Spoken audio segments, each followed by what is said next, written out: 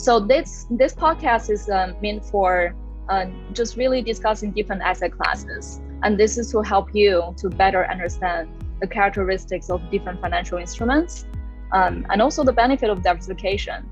And this is to essentially help you to construct a more robust investment portfolio. So maybe help the investors on this call to understand a little bit more about DeFi. What is DeFi in your mind, and why is it different from traditional, or you call it TradFi? What's the difference? Yeah, so I'll just take a step back philosophically, and then we can get into the specifics. I think the important thing is, traditional finance has always been sort of a construct that has been defined by, the banks, the regulators, centralized authorities. The power of decentralized finance is that the power is shifts to essentially the community. And if you take a step philosophically, in a lot of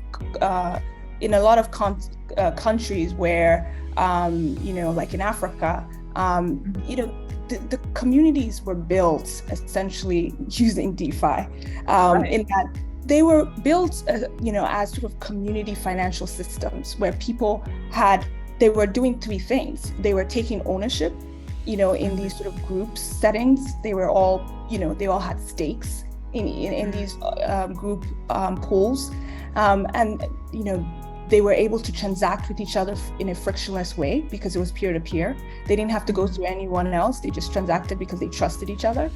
And three, they were able to see all the transactions happening. They didn't have to go to someone else. They didn't have to get anything audited. Everything was transparent.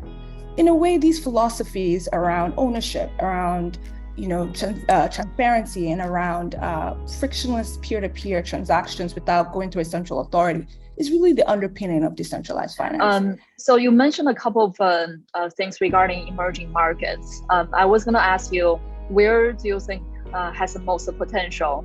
I know a lot of discussions around Africa and maybe South America adopting DeFi much faster than other markets.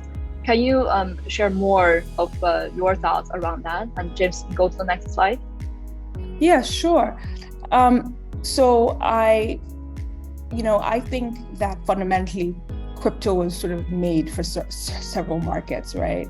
Markets that have legacy institutional voids, right? It's almost like crypto was made for those markets. And I would say Africa is a great example of that.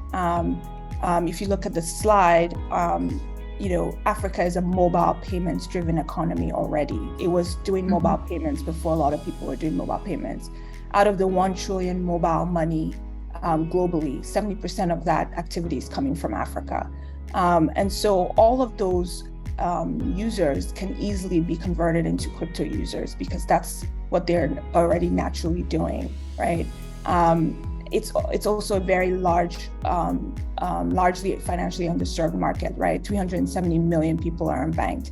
And so they're eager for the crypto opportunities, the DeFi opportunities that we've just been talking about. So like in the slide says, the first one I would say is sort of the DeFi opportunity to me goes beyond cryptocurrencies and the actual currencies itself. It's really about how are we using these digital assets and the infrastructure underlying that. That is the biggest opportunity for DeFi. And I would say that that's the part that excites me. How can we build technology that can be more scalable, robust, secure, and embedded in our daily lives? The infrastructure that does that is going to stand the test of time. And when this macro environment gets better, those are the companies that are going to be leaders and driving and powering this internet economy.